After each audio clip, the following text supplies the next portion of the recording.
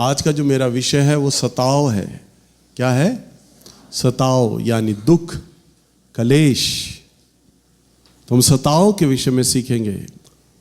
इस समय धरती पे चारों तरफ हम अगर YouTube में अलग अलग प्रचारकों के संदेशों को सुने तो कोई भी सताव के ऊपर प्रचार नहीं कर रहा है।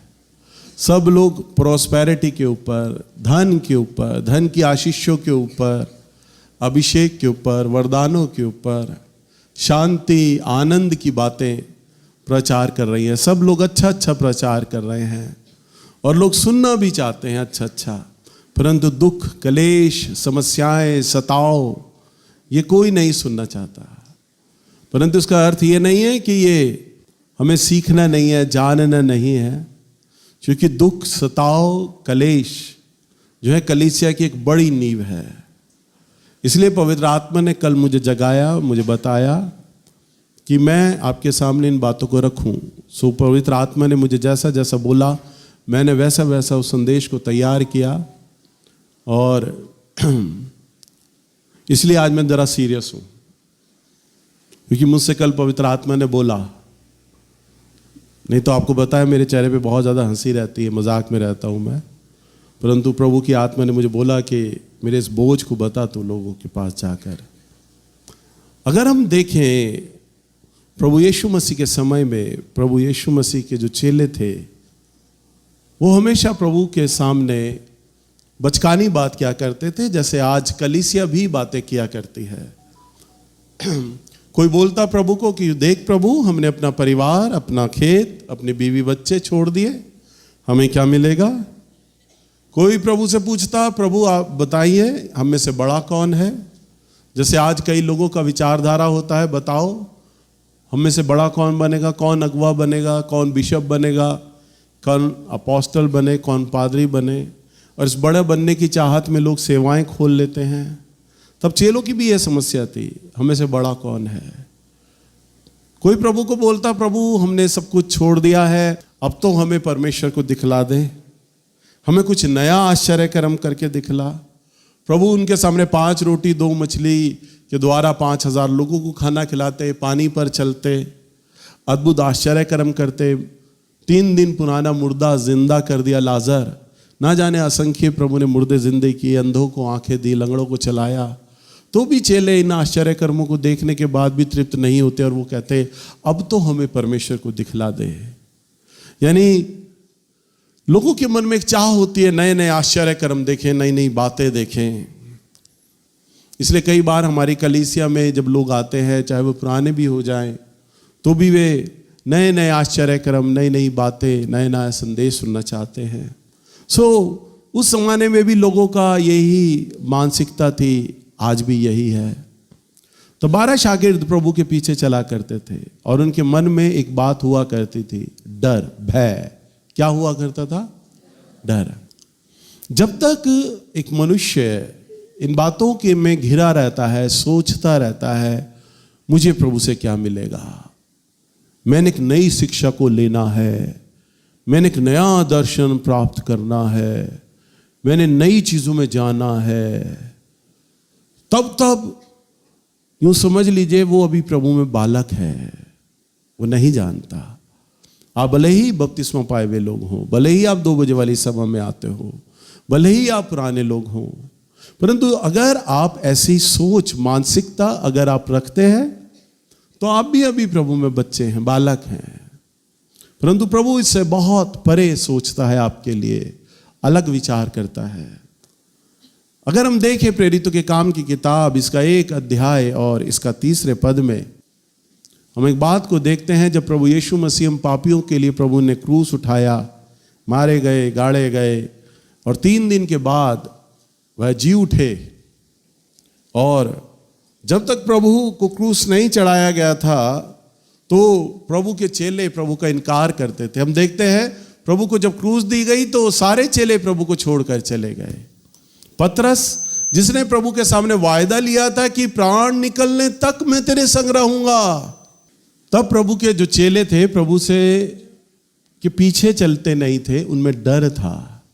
परंतु जब प्रभु को क्रूस दी गई तो उससे पहले सारे चेले डरते थे, प्रभु को छोड़कर चले गए। यहाँ तक कि पतरस जिसने कहा प्रभु प्राण निकलने तक मैं तेरे संग रहूंगा, वो पतरस ने भी हम देखते हैं 3 बार प्रभु यीशु मसीह का इनकार किया। 3 बार प्रभु का क्या किया? इनकार किया।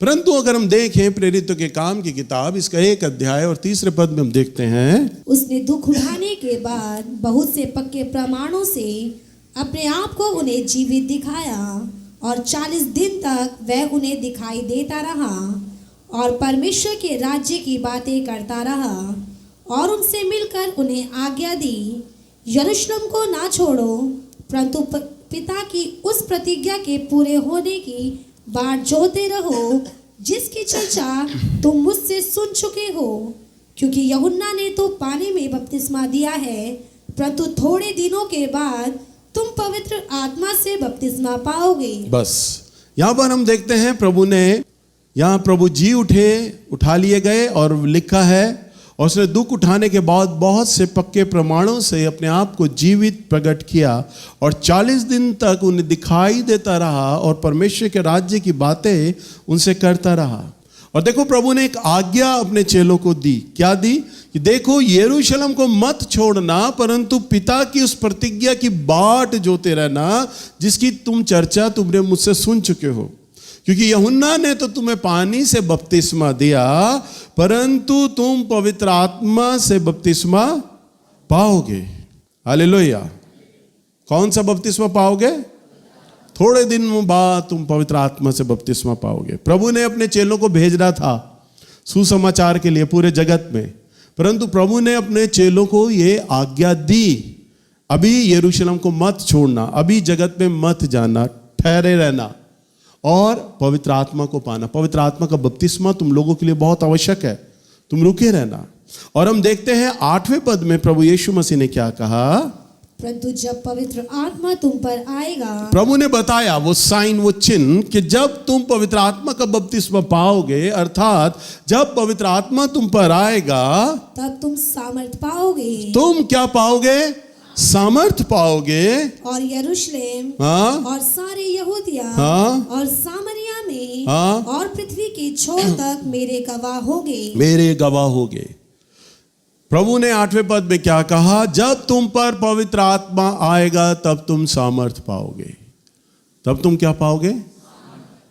आप क्या विचार करते हैं? सामर्थ जो पवित्र आत्मा से हमें मिलती है वो क्या है? कोई बताएगा जरा मुझे, बताइए जरा। वे आप सब पुराने लोग हैं, बताइए। जब पवित्र आत्मा आप पर आते हैं तो आपको सामर्थ प्रदान करते हैं, तो वे किस लिए आपको देते हैं? ताकि आप वरदान पा जाएं भविष्यवाणी का। वो इसलिए सामर्थ देता है, वो इसलिए सामर्थ देता है। पवित्र आत्मा हम पर इसलिए उतरता है ताकि हम चंगाई सभाएं करें। हमें वो वरदान इसलिए देता है ताकि हम अद्भुत आश्चर्य कर्म करें, हमें लोग पूजें, हमारे लोग पीछे दौड़े, हमारे पास बहुत सारा पैसा आए। हमें पवित्र आत्मा क्या वो इसलिए देता है कि हम पवित्र आत्मा की सामर्थ इसलिए पाते हैं। देखिए, वरदान पाना परमेश्वर की सेवा का एक भाग है, परंतु वरदान पाया हुआ व्यक्ति स्वर्ग चला जाएगा ये बात जरूरी नहीं होती। ये बात जान लीजिएगा। प्रभु यीशु मसीह ने अपने वचन में साफ कहा है, तुम में से बहुतेरे लोग मेरे पास आकर ये कहेंगे, हे प्रभु, क्या देख मैंने तेरे नाम से क्या भविष्यवाणियां नहीं की? मैंने तेरे नाम से क्या लोगों को चंगा नहीं किया? क्या मैंने तेरे नाम से मुर्दों को जिंदा नहीं किया? तो वो उनसे साफ साफ कह देगा, हे अल्पविश्वासियों, मैं तुम्हें नहीं जानता। साफ कह देगा। इसका मतलब क्या है? वरदान प्रभु की सेवा का एक भाग है, एक स्रोत है, परंतु वरदान आपको स्वर्ग ले जाएगा ये बात जरूरी नहीं होती। तो वचन में तो लिखा है तुम सामर्थ पाओगे। अगर हमने पवित्र आत्मा से सामर्थ पा लिया तो इसका मतलब हम स्वर्ग नहीं जाएंगे। प्रभु तो मना कर रहे हैं। परंतु प्रभु आज बहुत सारे प्रचारक यही तो प्रचार करते हैं, सामर्थ आएगा, सामर्थ आएगा, आप सामर्थ भर जाओगे। कई प्रचारक लोगों को गिराने में लगे रहते हैं, जब तक वो हाथ रखकर उसके पीछे चलते रहते हैं, जब तक सामने वाला आदमी गिर ना जाए प्रचारक भी नहीं रुकता। गिराने में, पटकने में प्रचारकों का बड़ा अच्छा लगता है, कलीसिया को बड़ा अच्छा लगता है, उछल कूद हो रही है। हालेलुया। वरदान पाना, जब पवित्र आत्मा तुम पर आएगा तो तुम सामर्थ पाओगे। परंतु सामर्थ किस लिए पाओगे? आगे पढ़ो, लिखा है और यरूशलेम और सारे यहूदिया और सामरिया में पृथ्वी के छोर तक मेरे गवाह ठहरोगे। पवित्र आत्मा आपको किस लिए मिलता है? आपको गवाह बनाने के लिए। किस लिए मिलता है? आपको गवाह बनाने के लिए। यहूदिया, सामरिया और पृथ्वी के छोर तक तुम मेरे क्या ठहरोगे? गवाह ठहरोगे। और यह बात चेलों को समझ नहीं आई, आपको भी समझ नहीं आई अभी। परंतु हुआ क्या? प्रेरितों के काम की किताब 2 अध्याय और इसके 4 पद में हम देखते हैं, यहां पर जब पहली बार पवित्र आत्मा उनके ऊपर उतरा। प्रेरितों के काम 2:4, वे सब पवित्र आत्मा से भर गए। हाँ, और जिस प्रकार आत्मा ने उन्हें बोलने की सामर्थ्य दी, वे अन्य अन्य भाषा बोलने लगे। बोलने लगे। वे सब क्या हो गए? हम देखते हैं यहां पर पहली बार जगत में पवित्र आत्मा उतरा चेलों के ऊपर और वो सब लोग पवित्र आत्मा से भर गए। ये था पवित्र आत्मा का बपतिस्मा पाना। अब देखिए, एक बड़ा विस्फोट होता है इस दिन के बाद से। क्या बात होता है? जो प्रभु यीशु मसीह के समय में, ध्यान से सुनते जाइए, प्रभु यीशु मसीह के समय में जब राजा ने प्रभु को क्रूस चढ़ाया, सारे यहूदी मसीह लोगों के खिलाफ हो गए थे।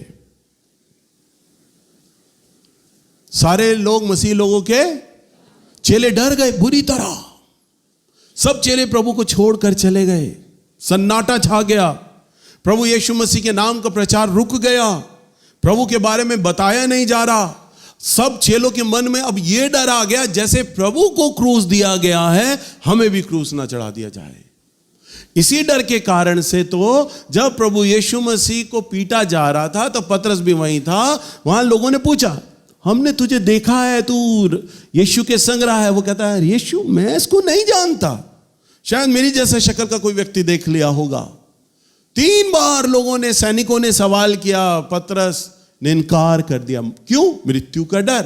वो डर गया, जो यीशु के साथ हो रहा है मेरे साथ भी वही होगा। यीशु को भी मारा जा रहा है, उसके सर पे भी कांटों का ताज रखा जा रहा है, उसे भी कोड़े मारे जा रहे हैं, मुझे भी मारा जाएगा। उसे भी क्रूस दी जा रही है, मुझे भी दी जाएगी। चेलों में भय आ गया, डर आ गया, क्योंकि चेले अब तक क्या बातें किया करते थे? आशीषों की बातें करते थे। हमने सब कुछ छोड़ दिया, हमें क्या मिलेगा? अब तो हमें प्रभु को दिखा दे, हम में से बड़ा कौन है? जब तक ये बातें थी उनमें डर था। परंतु जैसे ही पवित्र आत्मा मिला, क्योंकि प्रभु ने कहा था यरूशलेम को मत छोड़ना, पवित्र आत्मा का बपतिस्मा मिलना तुम्हारे लिए जरूरी है। और जब पवित्र आत्मा का बपतिस्मा मिला, उनमें साहस का आत्मा आ गया। हालेलुया। वही पतरस जो डर रहा था प्रभु के इनकार से, पवित्र आत्मा का बपतिस्मा पाकर अब शेर के समान चिल्लाने लग गया। भीड़ में निकल आया, लोगों के सामने निकल आया और प्रचार करने लग गया। और हम देखते हैं वो 11 चेले बिखर गए यरूशलेम में। अगर आप प्रेरितों के काम की किताब में पढ़ते जाएं, अलग अलग जगहों पे लिखा है, और जब चेलों ने प्रचार किया तो लिखा है पूरा यरूशलेम हिल गया। लिखा है जब चेले प्रचार करने लग गए तो पूरा यरूशलेम कांप उठा। लिखा है जब चेले लोग प्रचार करने लग गए, यरूशलेम में भूईडोल हुआ। राजा के लोग और सैनिकों से अब कंट्रोल नहीं हो रहे थे ये 11 चेले। यीशु को क्रूस देने के बाद राजा ने और तमाम मंत्रियों ने विचार किया, अब हमने इनके गुरु को चढ़ा दिया है क्रूस पर, अब सब मामला ठंडा हो गया। अब चेले डर गए, भाग गए, अब कुछ नहीं होने वाला। परंतु नहीं, तब परंतु प्रभु भले ही कब्र में था, परंतु पवित्र आत्मा जीवित था। हालेलुया। उसी पवित्र आत्मा ने प्रभु यीशु मसीह को मुर्दों में से जिंदा कर दिया। और वही पवित्र आत्मा प्रभु के चेलों पर उतर आया, और उन्हीं चेलों को पवित्र आत्मा ने सामर्थ्य दी। और अब चेलों के अंदर साहस आ चुका था। अब कलीसिया बेखौफ होकर प्रचार करने लग गई थी। अब मसीह लोगों को पौलुस सताता था। पहले पौलुस शाऊल हुआ करता था, मालूम है आपको? तब राजा की आज्ञा पाकर वो पहली सदी की कलीसिया को, पहले मसीहों को, लोगों को सताया करता था, पकड़वाया करता था। उनको कोड़े मारे जाते थे, बंदी गृहों में, जेलों में डाल दिया जाता था, उन्हें भूखे शेरों के सामने डाल दिया जाता था राजा की आज्ञा को पाकर। राजा उस समय पूरी जनता को इकट्ठा कर लिया करता था और एक बड़े मैदान में सारे मसीह लोगों को इकट्ठा किया जाता था और भूखे शेर दिखाए जाते थे और कहा जाता था तुम्हारे सामने अभी मौका है, अभी यीशु के नाम का इनकार कर दो, अभी यीशु के नाम का इनकार कर दो, हम तुम्हें शेरों के सामने नहीं डालेंगे। पर वो मसीह लोग कहते नहीं, हम यीशु के नाम का इनकार नहीं करेंगे, क्योंकि सब पवित्र आत्मा से भर गए थे। लिखा है उन्हें सामर्थ्य दी ताकि वो गवाह ठहरे, और तब भूखे शेर खोल दिए जाते थे। उनमें से कोई भी उठकर शेरों से बचकर भागता नहीं था, शेर झपट्टा मारते थे, मार देते थे उन्हें, परंतु वो राजा के सामने, यहूदियों के सामने लोगों के लिए वो गवाह ठहरे। हालेलुया। और हम देखते हैं प्रेरितों के काम की किताब के अंदर अगर आप पढ़ें और इसका 16 अध्याय और इसके 25वें पद में अगर हम देखें यहां पर, तो पौलुस और सिलास भी जेल के अंदर हैं। पौलुस और सिलास आधी रात के लगभग पौलुस और सिलास प्रार्थना करते हुए परमेश्वर के भजन गा रहे थे और कैदी उनकी सुन रहे थे। इतने में एकाएक भूकंप आया, यहाँ तक कि बंदीगृह की नींव हिल गई और तुरंत सब द्वार खुल गए। हाँ, क्या लिखा है? आधी रात के समय लगभग पौलुस और सिलास प्रार्थना कर रहे हैं और परमेश्वर का भजन गा रहे हैं। क्या कर रहे हैं वो लोग? जेल में हैं। आपको बड़ा अटपटा लगेगा, और परमेश्वर की आराधना कर रहे हैं। क्या कर रहे हैं? अगर आपको यहां चर्च लाने के लिए, चर्च में आ जाने के लिए आप पर पाबंदी लगा दी जाए तो आप क्या करेंगे? हे पत्नियों बताओ क्या करोगी? सब रोने लग जाती हैं, अपने अपने प्रचारकों के आगे रखती हैं। अब तो पति ने मारा था, घर से निकाल दिया था, अब तो बाहर खड़े रहे थे, अब तो बात भी नहीं करता, तनख्वाह भी नहीं देता। हालेलुया। एक परिवार का छोटा सा सताव, छोटी सी रुकावट, आपकी सारी आराधना, प्रार्थना और गवाही सब बैठी रह जाती है। मालूम है क्यों? क्योंकि अभी आपका क्या सोच है? हमें क्या मिलेगा? प्रभु हम तो देख तेरे पीछे हो लिए, हम तो 2 बजे वाली सभा में आते हैं, हमें क्या मिलेगा? हमें कोई नया चिन्ह, नया चमत्कार तो दिखा। परंतु प्रभु के चेले तो दुख आने के बाद भी आराधना कर रहे हैं। क्या कर रहे हैं? क्या कर रहे हैं? आराधना। हालेलुया। अगर हमारी, मैं नाम नहीं लूंगा क्योंकि नाम लूंगा तो पता नहीं क्या हो, हमारे चर्च में कोई लड़की या लड़का आप में से कोई आराधना कर रही हो और उनके पापा या मम्मी का एक्सीडेंट हो जाए अचानक और पैर टूट जाए और उनको बोला जाए कि बेटा आराधना करो, तो क्या आराधना कर पाओगे? आराधना कर पाओगे? पापा का एक्सीडेंट हो गया भैया, आराधना नहीं हो पाएगी। हालेलुया। आराधना नहीं हो पाएगी, आप आराधना नहीं कर पाएंगे। छोटा सा दुख, छोटी सी समस्या आपको रोक लेगी। हमारे पापा जब जिंदा थे ना, तो वो एक बात कहा करते थे कभी कभी, बेटा अगर मैं मरूं और वो दिन इतवार का हो तो तुम चर्च बंद मत करना, चर्च जरूर चलाना। वो ये बोला करते थे और हुआ भी यही। शनिवार की रात हमारे पापा प्रभु में सो गए, उनकी बॉडी को लाया गया, उनकी बॉडी को नीचे कमरे में रखा गया, और तब हमारे चर्च में 2 सभाएं होती थी। तब वो सभा मैंने ली थी अपने चर्च में, मेरे पिता का शव नीचे। मैं सिर्फ एक पादरी आपको बाइबल से सिखाने वाला नहीं बना, प्रभु ने मुझे सारे अनुभवों से लेकर आया है। मेरे पापा का बॉडी नीचे। मेरी पत्नी से आप पूछ सकते हो, प्रतिदिन डेली मैं कभी अपनी मम्मी को, कभी अपने पापा को याद करके रोता हूं, मेरे आंसू भर जाते हैं कभी कभी, और उनका बॉडी नीचे है और मैं प्रचार कर रहा हूं। मेरे प्रचार पे कोई शिकन नहीं, कोई दुख नहीं, मैं डिप्रेस नहीं हुआ। हाँ, मैं रोया अपने पापा की मृत्यु पर यह नहीं कि मैं रोकर मैंने सेवा छोड़ दी हो। नहीं, मैं जी इस हालत में ही नहीं हूं, मैंने प्रभु का प्रचार नहीं करना। नहीं, मैंने सेवा देनी है क्योंकि मेरा परमेश्वर मेरे पिता से कहीं ऊपर है उसकी सेवा बहुत ऊपर है मेरे परमेश्वर की। और मुझे अपने पिता की सेवा, मेरे स्वर्गीय पिता की सेवा मुझे देना है। और जो हमारे पुराने लोग हैं वो इस बात को जानते हैं। कितने लोग जानते हैं इस बात को? हाथ खड़ा करके बताएं। ऐसा हुआ था ना, संडे का दिन था, मैंने प्रचार किया था। और उसके बाद जब हम अपने पापा को दफनाने के लिए दोपहर में जब जा रहे थे, तो दोपहर की सभा थी, वो मैंने अपने जो आत्मिक मेरा बेटा था भाई भूपेश, उनको सभा दी थी। फिर हम चले गए थे दफनाने के लिए पापा को। सुबह की सभाएं मैंने ली थी, मैंने ही प्रचार किया था। मैं रुका नहीं, परमेश्वर की सेवा के लिए रुका नहीं। मैं क्यों बोलता हूं, कोई छोटा सा अगर आपका एक्सीडेंट हो जाए, दुख आ जाए, क्या प्रभु की सेवा कर पाएंगे? क्या आराधना कर पाएंगे? चिल्ले लोग तो प्रभु का भजन गा रहे हैं, दुख में भी क्या कर रहे हैं? भजन गा रहे हैं, वो आराधना कर रहे हैं। जब आप परमेश्वर को पा लेते हैं तो दुख समस्या आपको हरा नहीं पाती। अभी मेरे आत्मिक पिता भाई आमोस, उनका मैंने सेमिनार रखा था 14 और 15 तारीख को। 14 तारीख को जब हम लोग रोहिणी में, मैंने चर्च में जहाँ उनका सेमिनार रखा था, और जब हम लोग जैसे ही घर से निकलने लगे, अचानक आमोस भैया के घर से फोन आता है और बताया जाता है कि वो आपकी मम्मी नहीं रही। आमोस भैया को बताया गया। आमोस भैया वहीं धम से सोफे पे बैठ गए। माँ है अगले की, चेहरा उतर गया उनका सुन के।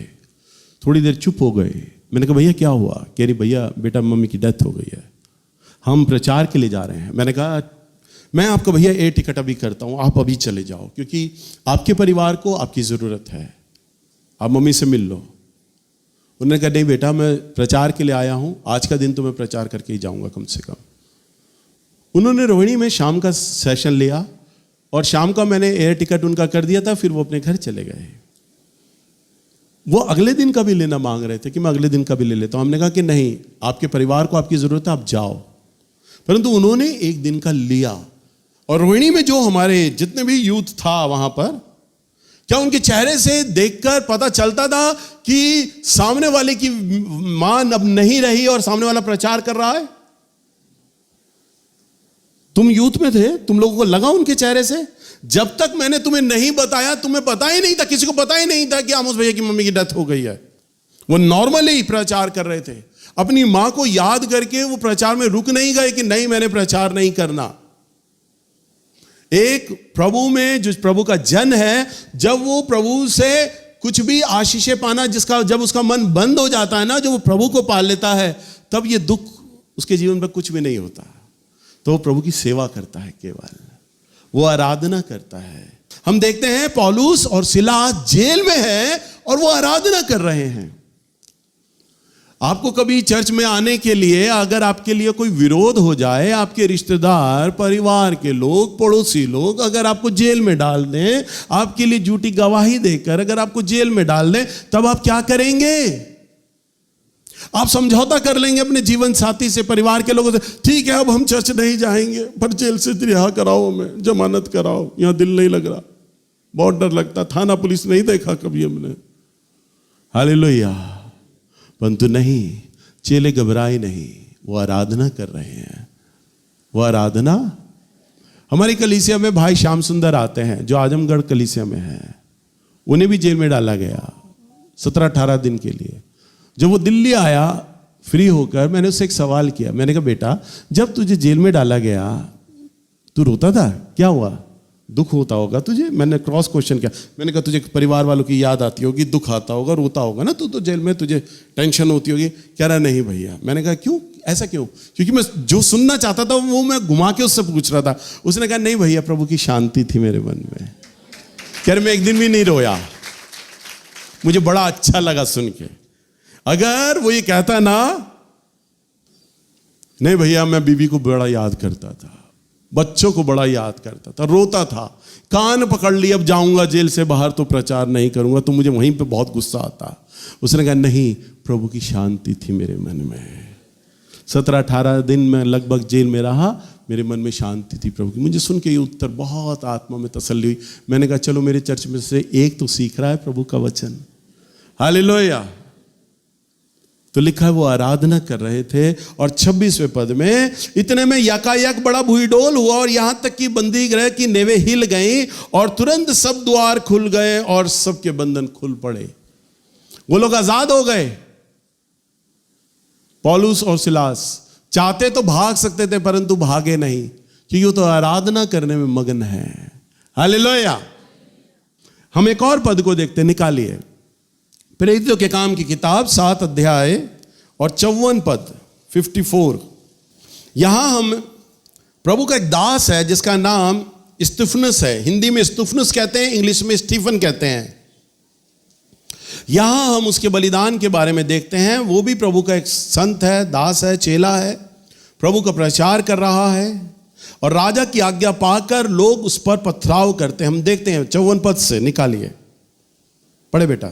ये बातें सुनकर वे जल गए और उस पर दांत पीसने लगे।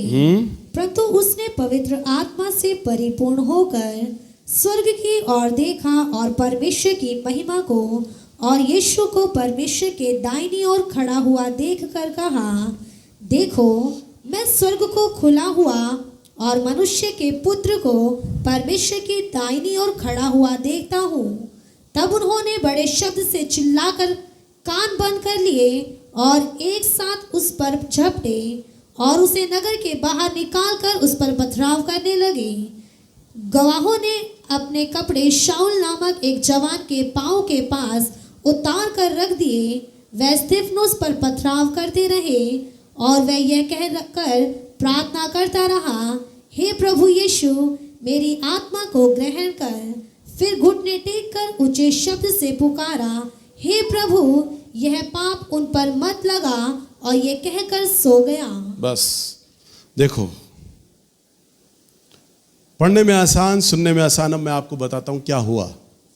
प्रभु का दास स्तिफनुस है, सेंट स्टीफन। राजा की आज्ञा पाई, उसे बीच में रख दिया। भीड़ चारों तरफ है और बड़े बड़े पहाड़ी पत्थर उन सबके पास हैं और सब उसको मार रहे हैं। सब क्या कर रहे हैं?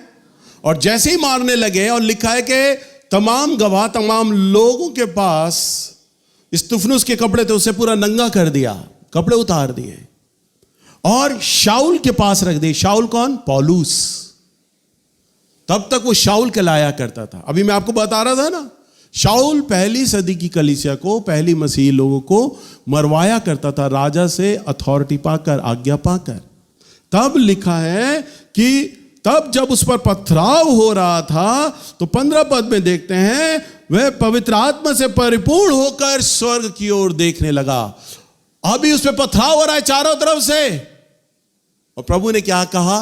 देखो मैं तुम्हें कभी अकेला ना छोड़ूंगा, मैं कभी तुम्हें ना त्यागूंगा। यानी क्लेश में, दुख में, समस्या में भी परमेश्वर हमारे संग खड़ा होता है। हालेलुया। और उसमें पथराव हो रहा है और वो भूल गया है, आसमान को खुला हुआ देख रहा है, दर्शन देख रहा है और परमेश्वर की महिमा देख रहा है। अगर हम एक काल्पनिक चित्र बनाएं अपने दिमाग में कि अगर एक आदमी को पथराव किया जाएगा तो अपने आप को बचाएगा कैसे? वो सबसे पहले अपने दोनों हाथों को अपने सर पे रख लेगा, यूं रख लेगा सर पर, बचाएगा, बैठ जाएगा ताकि मेरे पूरे शरीर पर पत्थर ना पड़े। छाती कमजोर है, पेट कमजोर है, तो कमर का हिस्सा बाहर रखेगा और अपने आप को बचाए रखेगा ताकि मैं सहन कर सकूं इस चोट को। परंतु नहीं, वो तो भूल गया कौन सा पत्थर कहां से आ रहा है, ये सारी बातों को भूल गया और वो तो आसमान को खुला हुआ देख रहा और उसी में खो गया है। वो तो हालेलुया, उसी में खो गया वो। और लिखा है पवित्र आत्मा से परिपूर्ण हुआ। मैंने उस मूवी के अंदर ये देखा, इस विजन को, कि कैसे स्टिफनेस के प्राण निकले और वो देखता, वो आसमान को खुला हुआ देख रहा है और प्रभु यीशु मसीह को देखता है अपने सामने, और प्रभु को देख रहा है। अपना चेहरा उसने नंगा कर दिया, भूल गया मैं भीड़ में खड़ा हूं, और प्रभु को देख रहा है वो। और लिखा है कि चारों तरफ से उसे मारा जा रहा था। परिपूर्ण होकर स्वर्ग की ओर देखा, परमेश्वर की महिमा और यीशु को परमेश्वर की दाहिनी ओर खड़ा हुआ देखा। हालेलुया।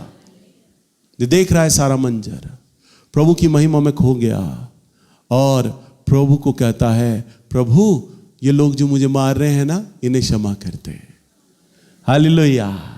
और वो देख रहा है प्रभु को सामने से आता हुआ, दूतों के साथ आता हुआ, उसे पथराव हो रहा है और उसके प्राण निकले, उसे पता ही नहीं चला। और प्रभु ने उसकी आत्मा को लिया और लेकर स्वर्ग चले गए, और उसका जो लोथ है, शरीर है, वहीं गिर गया जमीन पे, पता ही नहीं चला। स्तिफनुस को पता ही नहीं चला कि उसके प्राण निकल गए। ये बात मैं कैसे आपको डिस्क्राइब कर पा रहा हूं? अभी मैं आपको एक गवाही और बताता हूं। ये थी वो सामर्थ जो प्रभु यीशु मसीह ने प्रेरितों के काम 1:8 में कहा है, जब तुम पर पवित्र आत्मा आएगा तुम सामर्थ पाओगे। कौन सी सामर्थ? दुखों के अंदर सामर्थ पाओगे, मेरी उपस्थिति को महसूस करोगे, मैं हूंगा तुम्हारे साथ, कलेशों में मैं तुम्हारे संग रहूंगा, समस्याओं में मैं तुम्हारे संग रहूंगा। समस्याएं आएंगी, कलेश आएंगे, दुख आएंगे, तुम्हें पता भी नहीं चलेगा, मैं तुम्हारे संग खड़ा रहूंगा। हालेलुया। अभी कुछ समय पहले मैंने प्रभु के दास ब्रदर D.G.S. दिनकरन की गवाही को सुना। बहुत ही अद्भुत, बहुत सुंदर गवाही, ध्यान से सुनना सभी लोग। उसमें अभी ये पॉल दिनकरन है, इनके जो पिता थे ब्रदर D.G.S. दिनकरन, उनकी गवाही थी। कई बार परमेश्वर की आत्मा समय समय पर प्रभु के दास ब्रदर D.G.S. दिनकरन को लेकर जाया करता थे स्वर्ग। और वो ब्रदर D.G.S. दिनकरन अपनी गवाही में बताते हैं कि एक बार प्रभु ने मुझे मौका दिया और प्रभु मुझे स्वर्ग लेके गए। मैं स्वर्ग गया, और जब मैं स्वर्ग गया ना, तो प्रभु ने मुझे मौका दिया पौलुस से मिलने का। मैं पौलुस से मिला। कह रहे हैं ब्रदर D.G.S. दिनकरन कहते हैं, मेरे मन में बहुत इच्छा रहती थी, ये सवाल रहता था कि कभी अगर स्वर्ग में मैं पौलुस से मिला तो पौलुस से मैं जरूर सवाल करूंगा कि पौलुस को मालूम है कैसे मारा गया था? राजा की आज्ञा को पाकर पौलुस का सर कलम कर दिया गया था। पौलुस को एक लक्कड़ के आरे पे रखा गया यूं, और ऊपर से सर एक बड़े आरे से काट दिया गया, एक झटके में सर काट दिया गया पौलुस का, यूं करके। ब्रदर दिनकरन ये पूछना चाहते थे कि जिस समय पौलुस का सर कलम किया गया, सर काटा गया, तब पौलुस क्या महसूस करते थे? क्योंकि वो एक प्रभु के बड़े सामर्थी सेवक थे। वो जानना चाहते थे। प्रभु ब्रदर D.G.S. दिनकरन कहते हैं, मेरे हृदय में इच्छा थी कि मैं पौलुस के बारे में जानूं, और पौलुस से प्रभु ने पौलुस से मिलाया। और जब पौलुस से ब्रदर D.G.S. दिनकरन मिलते हैं, तब ब्रदर D.G.S. दिनकरन ये सवाल करते हैं, पौलुस भाई, जब आपका सर कलम किया जा रहा था उस वक्त आपको क्या महसूस हुआ था? आपको क्या लग रहा था? डर लग रहा था या प्रभु की शांति थी? क्या था?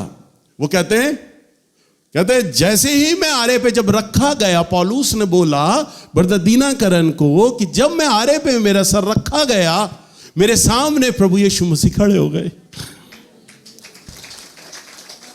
कह रहे मैं अपने सामने प्रभु यीशु मसीह को खड़ा हुआ देख रहा और भूल गया मेरा सर कट रहा है। कह रहे और कब आरा आया मुझे पता ही नहीं चला, मेरा प्राण निकल गया, मेरी गर्दन कट गई, मुझे पता ही नहीं चला। प्रभु ने मेरा हाथ पकड़ा और मुझे स्वर्ग ले गए। कह रहे मुझे पता ही नहीं चला मेरे सर कब कट गया, पता ही नहीं चला, क्योंकि मेरे सामने मेरा प्रभु खड़ा था, मैं उसे देख रहा था। और ये बात मैं स्टीफन के लिए भी गारंटी से कह सकता हूं, जैसा सेम पौलुस के साथ हुआ ना, स्टीफनस के साथ भी वही चीज हुआ।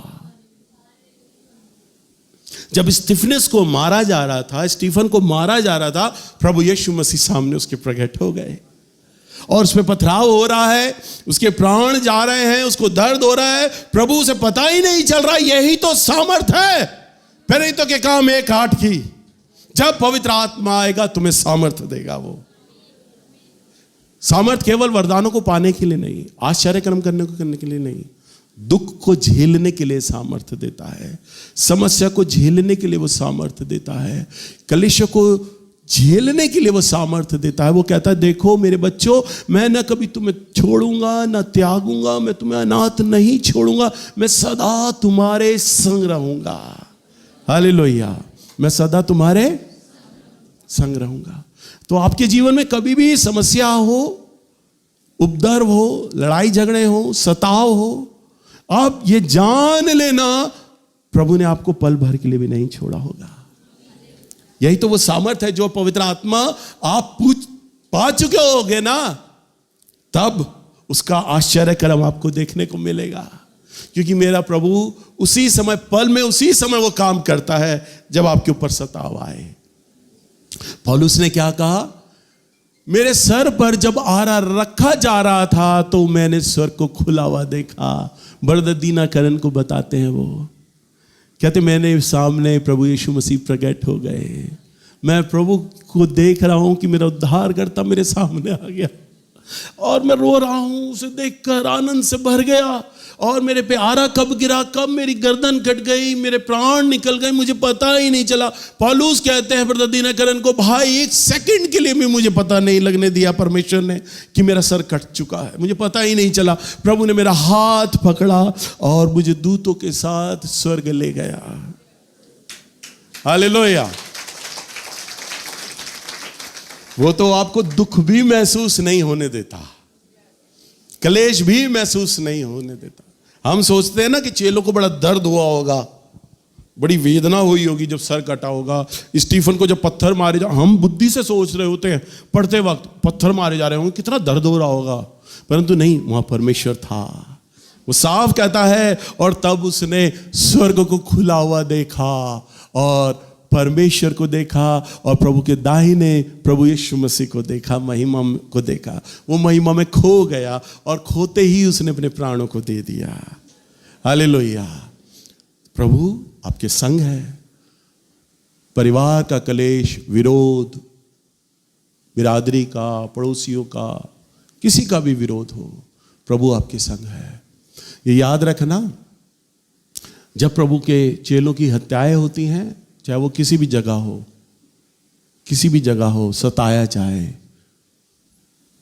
प्रभु के दास है ऑरल रॉबर्ट, आप नहीं जानते, बहुत अभिषेक दास। उन्होंने बोला, जब वहां पर शहीदों का लहू बहाया जाता है, वहां पर परमेश्वर की कुर्सी लग जाती है। जहां पर प्रभु के चेलों का लहू बहाया जाए, परमेश्वर का सिंहासन उतर आता है, वहां पर प्रभु आ जाते हैं, जागृति आ जाती है, वहां बदल देता है। लोगों को लगता है कि इंडिया के अंदर क्रिश्चियन लोग तब आए जब अंग्रेज लोग आए। ना, 2000 साल पहले थोमा आया था यहां पर, और चेन्नई के माइलामार गांव के अंदर थोमा को मारा गया, उसे वहां पर मार दिया गया। और आज भी माल्यामार के एक चर्च में थोमा का ग्रेव है, वहां पर उसकी आज भी बॉडी है। लोग देखने जाते हैं थोमा की बॉडी को, और लगभग थोमा की जो बॉडी है वो 2-2.5 फुट इतना लंबा है उसका। हर महीने उसके नाखून बढ़ते हैं, बाल बढ़ते हैं, काटे जाते हैं थोमा के। आज भी ये अद्भुत है। और 2000 साल में जब प्रभु उठा लिए गए थे, तब थोमा भारत में आया। थोमा की भी बड़ी अच्छी गवाही है, कभी मैं आपको बताऊंगा। तब वो यहाँ आया भारत में और बलिदान हो गया प्रभु के लिए। और आज भारत के अंदर सबसे ज्यादा साउथ इंडिया प्रभु यीशु मसीह में है। बड़े बड़े प्रचारक साउथ इंडिया में है।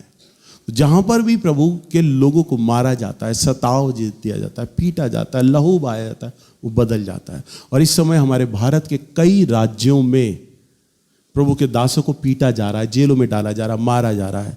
और मैं जानता हूं बहुत जल्दी ये भारत भी प्रभु के लहू से धुलने वाला है। क्योंकि एक मसीही का लहू, एक प्रचारक का लहू उस बीज के समान होता है। जब वो पड़ता है ना, तो 100 गुना और 1000 गुना विश्वासी वहां पर पैदा हो जाते हैं। हालेलुया। और ये इतिहास भी इस बात को बताता है, बड़े बड़े देश मेरे प्रभु की सामर्थ्य में बदल गए। हालेलुया। कुछ भी उसके आगे नहीं रुक सकता मेरे प्रभु के आगे। तभी तो उसका वचन कहता है, हर एक घुटना टिकेगा, हर एक जीव अंगीकार करेगी और बोलेगी, यीशु ही मेरा प्रभु है। हालेलुया।